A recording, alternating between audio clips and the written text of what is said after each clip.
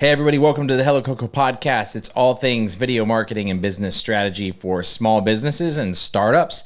Today we have an awesome show ahead of us. Two special guests, not just one. And together these two guys have combined to make a full service creative agency based out of Dallas, Fort Worth. They have fantastic insights on marketing, business strategy, video, just the whole thing. These guys have been around. They're at the top of their game. Please make sure you hit that subscribe button and hit the little notification bell. And with that, let's get to the show. All right, today we have two special guests. First, we have Greg Johnson, who's the founder of Sage Integrated Marketing. Thanks for being here, man. Happy to be here. Your services include brand management, resource placement, creative services, and you made the Goldman Sachs 10,000 small businesses, Yes, sir. which is awesome. I said that right, correct? 10,000 Yes, small businesses. yes. And then also with us is special guest over here, Steve DURMAN. He's the founder of 4Man Furnace, which is a full-service creative studio. And you're also working with Sage, correct? Sure. Strategic. Yeah. When you said Sage provides creative services, that's us. Oh, that's okay. So there you go. That makes perfect sense. You guys have an amazing client list together. I was looking over it. You've worked with Samsung, TXU Energy, Miller Coors, Fossil, Toyota, Best Buy, PepsiCo, Frito-Lay, La Quinta Inn, Hagar Clothing? Hagar. Man, that's why I'm never going to get that right. And Sony PlayStation, Nestle Skin Health, and the list just continues on. So you guys have really been working with some great people. Thank you for joining me today. I want to just dive right in there right at the beginning. Does that sound good? Let's do it. Greg, all right, let's start with you. You have an amazing company that has a long history. Tell me how you got here. What's your story? Yeah, well, just to kind of give you a background on Sage. So essentially, we're kind of a unique blend of marketing agency and staffing agency. We partner with clients. Pull that microphone a little bit closer to you, buddy. Who may be there we go. In need of the manpower of a marketing department and or the strategic and design capabilities of an advertising agency. So we just made 12 years on January the 14th. So 12 years in business as of last week. If I think really about, the catalyst for me getting in business, I always wanted to acquire the skill set to run a business. And fortunately, I had the pleasure of having a nice 15-year career to develop my skill set, across marketing as well as business management at companies like Campbell Soup Company, Miller Coors, Unilever, PepsiCo / Frito-Lay to just name a few.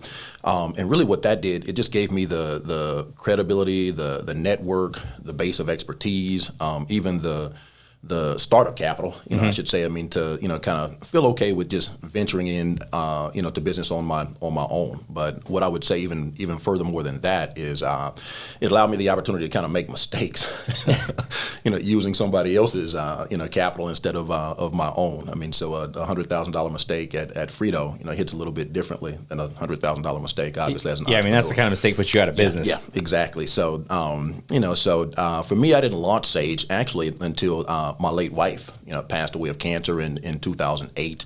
It was devastating, but kind of a gift. I'd say at the same time because it gave me the opportunity to kind of put myself first and kind of reshape and recraft my own individual brand identity after it wasn't tied to another individual anymore. So and I didn't have to answer to anyone, and so now I actually get to do that for other people. So it's a blessing. That's amazing.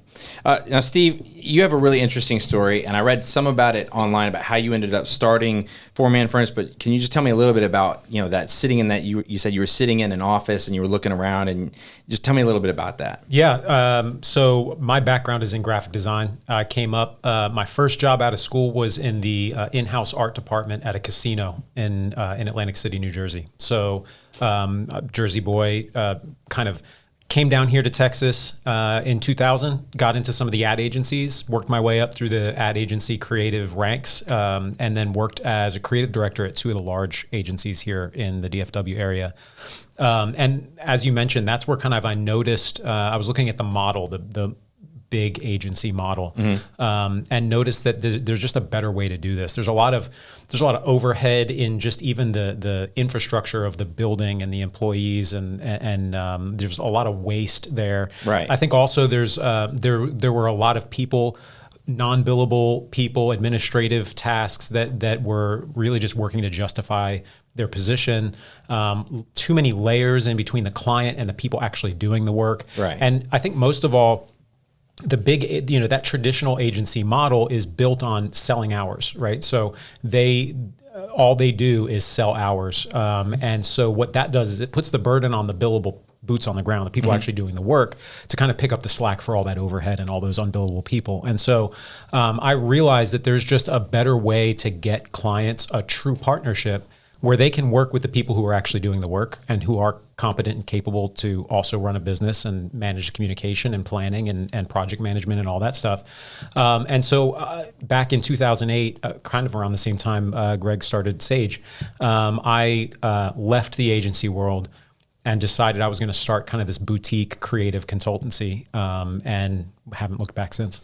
Now, how did you two end up working together? Like, was that just happenstance, or just how'd that happen? No, it was really through an introduction. So, it had to be in 2015. We were introduced through one of my marketing colleagues, as a matter of fact. So I was really looking to partner with agencies who kind of provided creative services. I was real adept at brand strategy and that type of thing, but wanted to offer more of a holistic, service offering. So we started collaborating on a couple of projects, but right about the end of 2016, maybe 2017 is when we finally, kind of landed that big marquee client, and it's been home runs ever since. Yeah, the first client, the first project that we talked about, we didn't even work together on. Like, we met each other talking about a project. So as a creative services agency, I have to partner oftentimes with marketing strategy folks who are really smart. I understand marketing strategy, but I don't do marketing strategy. Right. And so I'll work, at the time I was working with just ad hoc finding good partners on a project basis, and I was introduced to Greg. We met and kind of instantly clicked, hit it off, realized that, that our services really complemented one another. And then just as quickly as we could, found some ways to work together.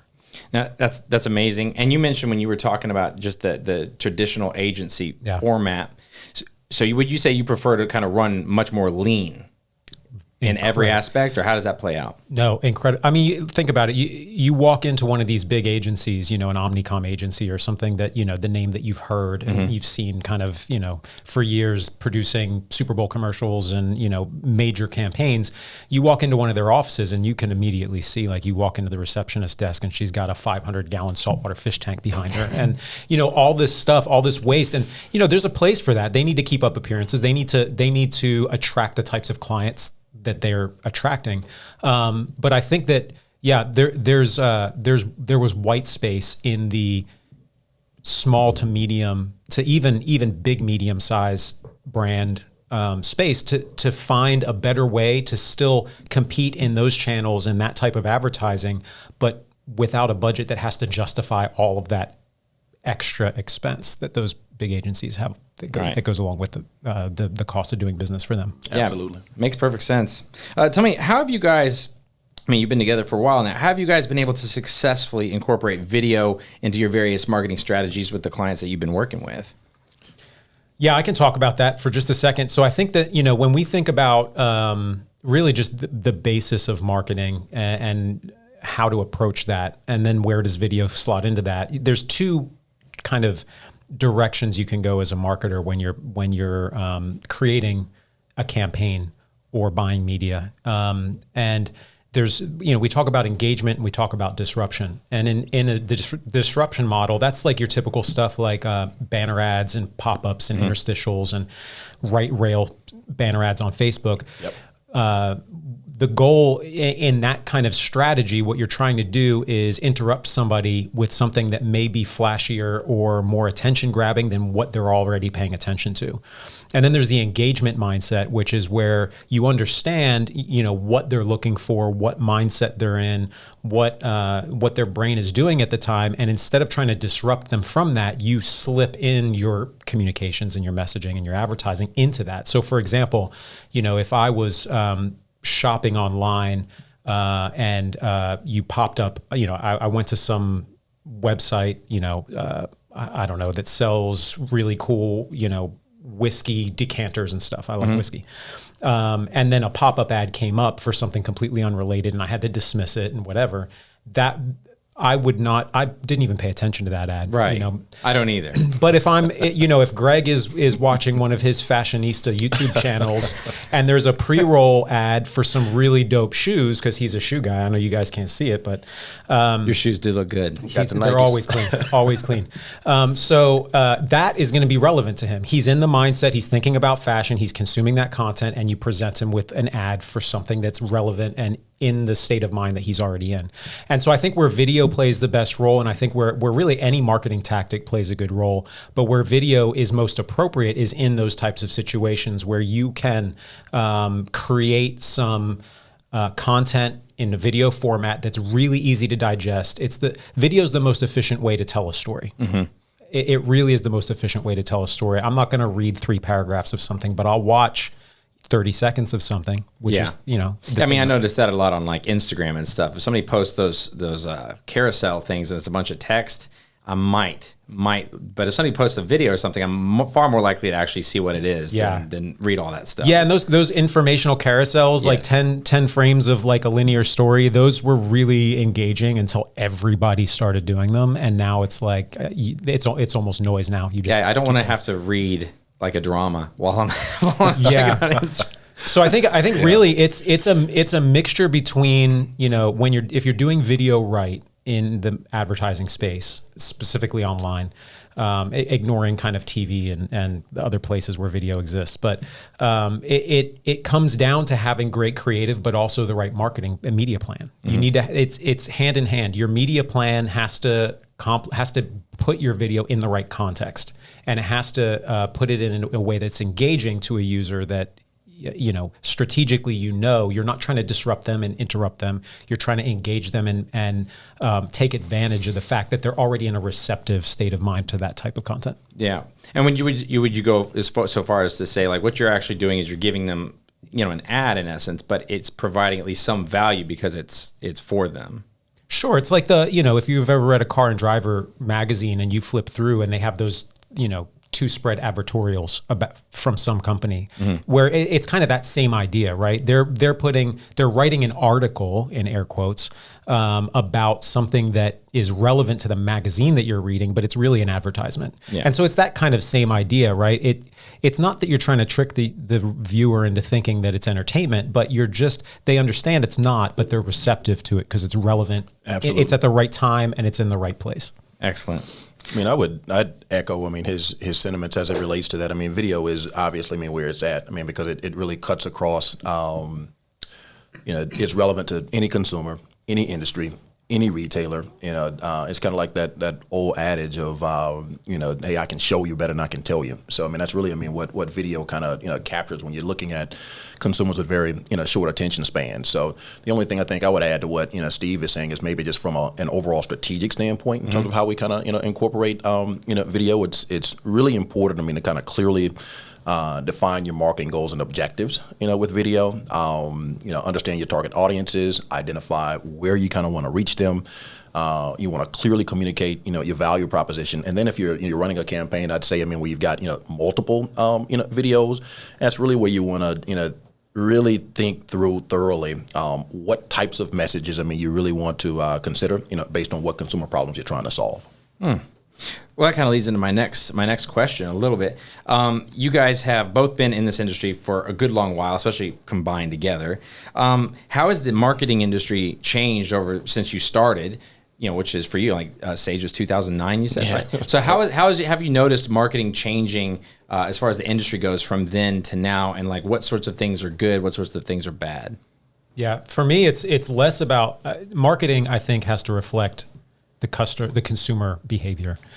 So if you kind of go one step deeper than how has marketing changed, it's more how has consumer behavior changed and how is marketing responding to that. And so for me, I've been in advertising, design, creative services for marketing and advertising since '98.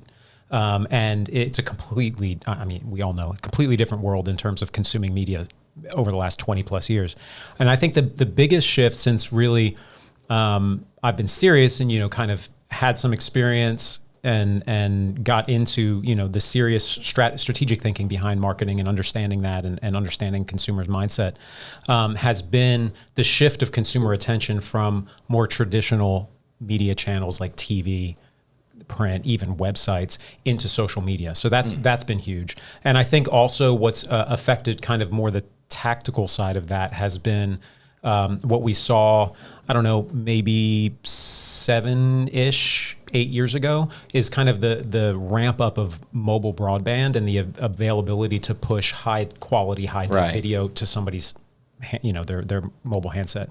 And so I think the combination of consumer shift to social plus mobile broadband has really, what we're talking about today, it opened up, 6-7 years ago, it started opening up the gates to doing a lot more high quality video content as ads versus what we were doing before, which was a lot of emails, a lot of banner ads, a lot of landing pages. And that's all well and good. There's still a place for those things, and they can still be incredibly effective as a part of a marketing mix. But video has become a much more effective and efficient way of getting your message across to somebody in a way that's memorable as well as engaging. Greg, what do you think? Yeah, I agree. I mean, wholeheartedly with what Steve is saying. I really think that shift, to non-traditional media has it's shifted a little bit about kind of what types of projects we take on, and what types we just don't engage in anymore. We used to get a lot of people that would ask us for just a one-off website, or logo. But as the industry has kind of changed, when someone's asking you for that, they're generally in need of something larger. They need more of a complete brand system. So what we've really been doing is just building complete visual brand identities. That have a narrative or a story. That communicates or cuts across all elements of kind of your marketing mix, with a website just kind of being one component. To kind of tell a more holistic story. So. With that said, video, to Steve's point, is still, a very excellent way to engage consumers and communicate, the essence and the personality, of your brand, on your website, during promotional events, in your sales and communications, materials, what have you. So you would say that for companies that are, looking for, moving their marketing forward in various aspects, you would say it's better at this point to think of a more holistic view of all of it together, whereas the website comes in, the emails, the different aspects of the business all playing together as one. And that's kind of like the big shift now, is to look at it in that way. Is that what you're saying? Absolutely. Interesting. Let me tell you, let me not tell you anything. You're going to tell me. Have you noticed any trends currently in the industry that you would like to take advantage of? Anything that's new that's happening, or anything that's happening that you wish would just go away? Yeah, so I'll stay on the positives because I've got a lot of thoughts on things that I would wish would go away. But I'm going to stay uplifting for this podcast. I like it. One thing that I've been really interested in over the last year, or maybe a little more than a year, and it's way early, but it's consumer VR and AR as a kind of more ubiquitous part of how we consume media. It's several years before it is pervasive and everybody has a headset or a pair of, I don't know if you've seen the new Ray-Bans that have cameras and speakers and microphones built in, but I think we're several years before the technology gets to the point where everybody can afford it, and it's not a big, giant, clunky headset that you have to put on and clear space for, like an Oculus or a Vive or something like that. But I still think that it's incredibly interesting. I know that's the direction it's going. I think it's incredibly interesting to think about what does high quality storytelling look like in a VR or AR world. How do these tools kind of move from being a gimmick to being storytelling tools that people understand and that actually extend our ability as storytellers to make those connections even greater, through those VR and AR kind of experiences. Have you noticed anybody that's kind of tackling that already, that you're seeing, hey, this is headway happening? There's a lot of people playing around with it, and I haven't seen anybody doing an incredible job of it. In the game space, in the VR game space, there's some actually interesting storytelling, and there's some kind of compelling stuff going on there, immersive stuff going on there. But I'm not specifically talking about video gaming. I'm talking about storytelling, video, more linear stuff that you just sit and experience, or maybe somehow participate in through VR and AR technology. So no, I haven't seen anything that really has knocked my socks off yet. But there's a lot of people experimenting experimenting and playing in that world. Yeah, I've noticed that. Yeah, and so I'm really looking forward to learning more about it, but also figuring out how we can make that a part of video production and storytelling. But then also on the advertising and marketing side, what implications does that have to advertising and marketing, and how can we leverage that to in a way that's not just taking a brand and inserting it into a story, but what are the tools going to be, and what is the world going to look like in using those technologies to deliver ads and to build stronger connections between brands and their consumers. What do you think, Greg? Anything in your area that you're noticing as well? I mean, AR and AI would definitely, say, I'd echo those sentiments. I mean, that Steve is saying, I'd say the rise of NFTs or non-fungible tokens, is becoming pretty good and big right now, and kind of thinking about how that may impact the business outside of that. Greg, when you figure out those NFTs, can you explain to me how they work? Yes, I mean, my YouTube feed is just covered in NFTs, and I'm just like, it's a little overwhelming. There's people making millions of dollars off of something, and I still can't wrap my head around it. Yep. I can't either. It's baffling. They keep, like, Gary Vaynerchuk just like explained it the other day in a video that I watched, and I left there and I thought I got it, and then 30 minutes I was like, no, I don't. Yeah. I don't got it at all. Yeah. But outside of that, I mean, the only thing that I would, probably want to take a little bit more advantage of, and we're kind of doing that, in the marketing research and insight space, is what I would call, AI or artificial, intelligence, and BD, which is, behavioral design. Interesting. Well, let's move a little bit into some social media chat. Like, what channels are you seeing businesses use with success? Do you see any opportunities on platforms right now? What are they and why? Yeah, I'd say for consumer-facing businesses, Facebook and Instagram obviously are the most popular, at least amongst our business clients, just because of the pure reach, the ability to segment your audience, by lifestyle and by interests, and the ability to measure results. I mean, quite frankly, which is obviously, big when you're looking at clients who really want to generate a return on their investment. So outside of those two channels, from a consumer facing standpoint, I would say TikTok, is all the rage, right now. And there's an opportunity there to truly, virally and quickly grow your brand. If you're looking at teenagers and that type of thing, it's really all about Snapchat. And then, kind of flipping to, businesses that sell their products and services to, more of a B2B type of setting. I'd say LinkedIn, right now is a pretty good platform on which to advertise. Just due to the pure, I'd say, networking platform and aspect of it, as well as the ability to measure. Do you think that the Facebook, Instagram advertising platform is dropping at all, or you feel, is it still holding steady and growing? I'd say it's still pretty steady. I mean, you've got, overall, because the consumer folks, who have kind of fallen out of Facebook have moved right into Instagram, and with them being owned essentially by the same company. It's still pretty, I'd say, flat or even on the rise. And we'll just see. As now.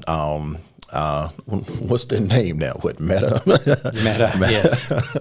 So yeah, just with their ability, I think, stay on top and in front, of trends and that type of thing, are only going to, kind of continue to evolve and hold stable, their numbers. Interesting. Steve, anything to add? I agree that Facebook's ad platform, which includes Instagram, is probably still the best bang for the buck in terms of getting your message out there. It's a fully self-service platform, so there's a lot of people who are probably not doing it the best. Or not, people who are not as experienced to get the most out of it, which is where we come into play for smaller and mid-sized businesses, where we can really give them the advantage by having an expert ability to use those platforms and get their message in front of the right people at the right time. By far, Facebook and Instagram is probably the best bang for the buck. And I really think, the question of where should I be marketing or where should I be advertising as a business completely depends on the business and the consumer. You want to go where your consumers are spending their attention willingly. You don't want to force them to go someplace to engage with your content. So, Sure. if you're a B2C brand, as Greg was mentioning, and you're about building communities, Facebook's probably for you. If you're selling goods, Instagram has some new shoppability features in the last year or so where you can start shopping right within Instagram, and LinkedIn, obviously for B2B audiences and whatnot. I'm not so sure about Snapchat. I've never been hot on Snapchat, and I think TikTok. I think Instagram took the wind out of Snapchat sales. They definitely. I agree completely. And I think TikTok is the new wild card. I think the jury is still out on how brands are going to use TikTok effectively. Yeah, that's exactly where I would like to go next. Is TikTok. I've been hearing a lot of stuff on my feeds about it. I follow a lot of different business people talking about TikTok, and the platform was just put out. I saw an article where TikTok is now the most visited website on the planet, past Google, past YouTube. Yeah. And just knowing that its scale and size here and how it's growing, I'm curious about how businesses, whether they're B2C, B2B, whatever it is, can utilize it, because the platform itself just seems very difficult to even begin. Yeah. So what do you guys think about that? I think that there's some challenges. So I don't know the statistics about it being the most visited website or app in the world. I don't doubt that. I'm sure that it is. I think that the reach that you have may not be as global as that sounds, just because the way that the gatekeepers kind of firewall and curate content between countries and whatnot. But still, it's incredibly popular. I think the challenge for marketers and advertisers is twofold. Number one, the demographic on TikTok is really slim. It's like 16 to 24-year-olds is the biggest. It's like that's well over half of the users. So it's not like if you're, the AARP or trying to sell a high-end luxury good, you're going to be advertising on TikTok, because those people are not your target audience. I think the other thing is TikTok tends to be kind of silly content. And so for a brand to do what they're doing authentically, it's going to be a challenge, because it's either going to feel disingenuous because it's not a silly brand and they're trying to do silly stuff to engage people on TikTok, or they're going to do stuff the way that they're, on brand for their voice and their creative and their look, and it's just not going to fit in with TikTok. It's going to stand out like a sore thumb as an ad. Yeah. So this is where I think the jury's still out. There's been some advertisers who have done good stuff on TikTok big advertisers in the last year, and I think that's where, big advertisers like Budweiser and Dove, these Unilever brands and P&G brands, they're going to figure it out first, I think, or they'll paint the landscape of here's what advertising on TikTok for brands looks like. And maybe we can follow in their lead, because they've got the resources to put into, all of the research and focus groups and user testing and whatnot to dial stuff in. But I would say probably for our types of clients, which are, small to large mid-size businesses, or small large-size businesses. I don't know. I think if we had someone come to us and say, hey, we need to be on TikTok, we feel like it's a good fit for us, I would probably start by saying, hey, Greg, what do you think? Because he's the strategy guy. But after that, I would say, here's what I think, which is partnering with TikTok influencer personalities and allowing them to start introducing the brand in their voice with their brand, kind of these collaborations that kind of eases you into that ecosystem in a way that's more authentic. That's interesting. Yeah. Because Steve kind of told you about the negatives. I'll kind of tell you where it probably can work, and piggyback on this whole notion of influencers. I think the juice is definitely worth the squeeze. If you're talking about an influencer who's marketing themselves, or if you're talking about a brand that's targeted toward young adults that wants to partner with influencers. So we actually had a client just this time last year that posted a simple how-to video, on where she showed women how to take a V-neck T-shirt that you could wear business casually under a blazer, and she tied it in this funky way, where it converted into like a midriff crop top halter top, that you could rock the happy hour or a brunch. So it sounds very simple, but she posted it on Instagram with no direction from us and went from 2,000 followers to 15,000 followers in like 2 weeks. So I said, post the same thing on TikTok. She went from 15,000, followers to 50,000 followers, in a matter of a month. I mean, because it's something, that was cool. I mean, that, high schoolers, college kids and young adults who were just, starting their professional careers, could really gravitate to. So it's something that can work. Yeah, I've noticed, I follow some businesses that have just started to kind of post consistent content on TikTok. And when I go to their pages, a lot of times they've just basically taken micro content that they've made for Instagram or other things, and they just cut a little piece of it and drop it on there. And I don't notice a lot of traction there because I feel like, A, it doesn't really match the platform of TikTok at all. But B, it's kind of missing that, that young value-based, I'm either entertaining you or I'm showing you something cool that is spreadable. And I feel like with TikTok, it seems to me that you really have to have it in mind. Like you have to have specific kind of content that's going to work on that platform, and you need to think about it on its own, and maybe not just recycle content that you've used for other things. What do you think about that? I think it's a combination. I really think it depends on the brand. Again, I think some brands, at least as it sits today, their content is just never going to feel right. Like a little quick, 5-minute craft on how to tie up a shirt into a halter top and go from the business casual to nightclub without changing your outfit. Like that's perfect for TikTok. Mm-hmm. But I think about other clients, like we've done work with clients in the whiskey space. Well, you're talking about a liquor that is marketing on a platform that's for generally 16 to less than 21-year-olds. So what do they do in that space? They could repurpose some of the stuff they've done on Instagram and just kind of port it over, which may work. It may be appropriate for them.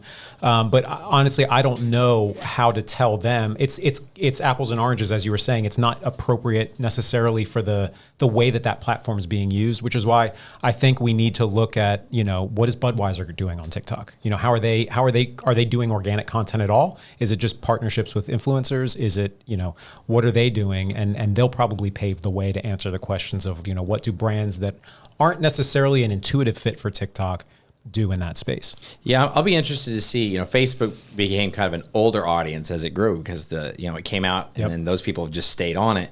And TikTok seems new. I'm curious, 5 years from now, is the age of TikTok average absolutely going up? It will. And if it does, how are we going to modify to fit that need? It absolutely will. And I think the content will adapt to the audience, and we'll maybe start to see less, lighting your farts on fire and whatever else we see on TikTok all the time. Right. I think we'll start to see more, serious content, but it'll always be whimsical. It'll always be fun. It'll always have that music kind of angle to it. But I think we might start to see more content that people who are older than 25 are primarily interested in. And then by the time that happens, by the time our demographic is solidly on TikTok, the young kids will have found something else to go to because they don't want to play in the same sandbox that their parents and their grandparents are in. Right, which makes sense. Yeah, at all. Well, let's talk about this. To change it a little bit. Have you guys noticed any particular companies that are doing great video marketing? Maybe you've noticed something great, and what makes it great, or what stuck out to you where you even noticed it to begin with? Yeah, I'd say within our wheelhouse. With outside of our wheelhouse, I think Nike, obviously does a great job of video.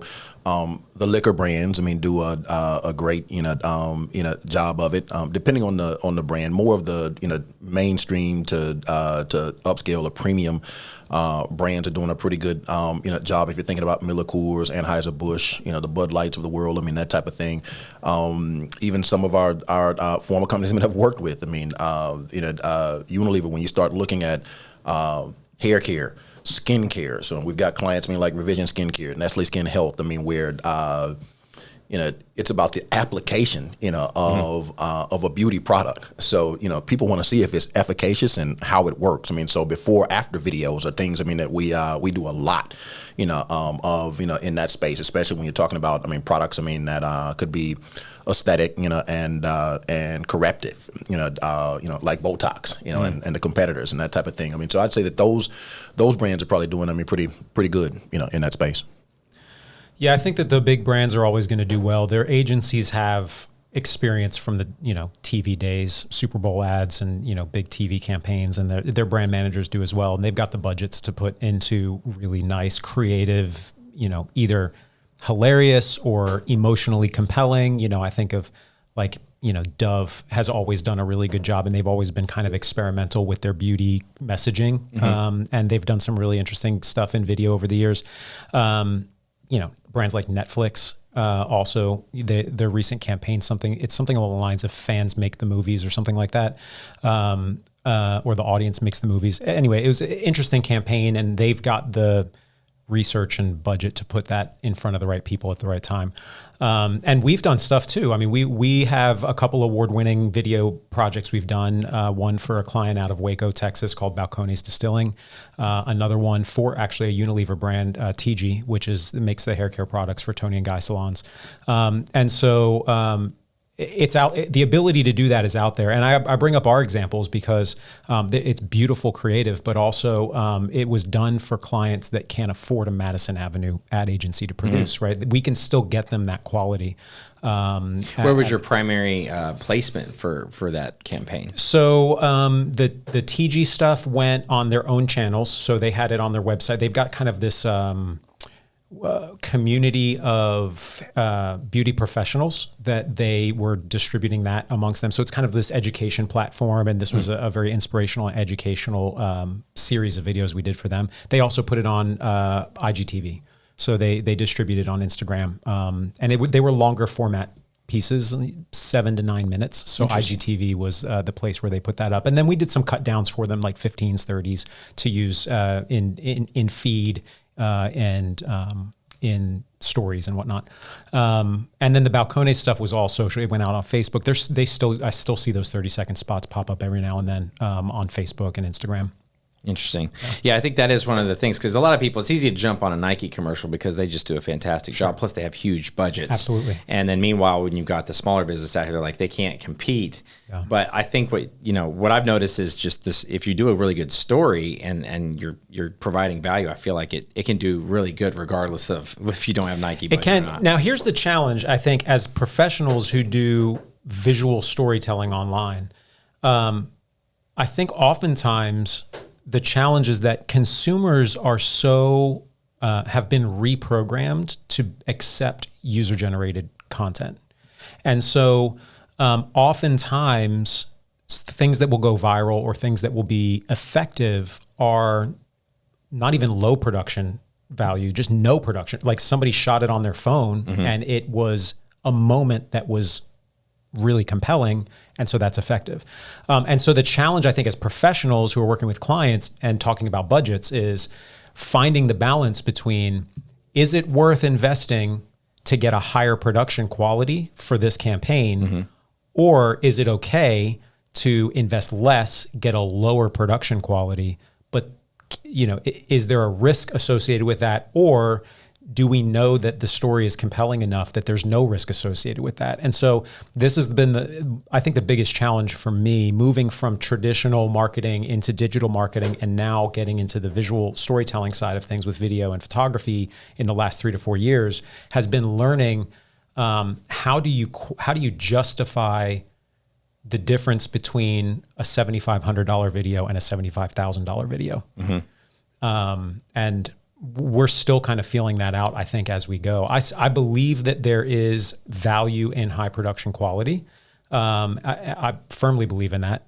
But I also see where it could be appropriate to shoot something a lot more nimbly and with a lot less of a production, and it could still be just as impactful. So it's really, case by case basis, I suppose. Yeah, I mean, for me, so I come in from a more video production background more than anything else, and that is probably the most difficult thing that I'm constantly having to deal with, is trying to figure out clients who want to justify either a low budget, commercial ad, whatever it happens to be, or you're trying to tell them, well, you actually need this much more, and then they find, a person down the street, they're like, I can make a video for $2,000, and you're right. like, well, they're like, it's hard to show people looking at video value or video budget values, what you can and can't do, when to use it, when not to use it, and that conversation just continually comes up. Yeah. And it sounds like it's still kind of there for you as well. It is. I mean, and it reminds me of the days of websites, right? Back in the early 2000s, a website was kind of a bespoke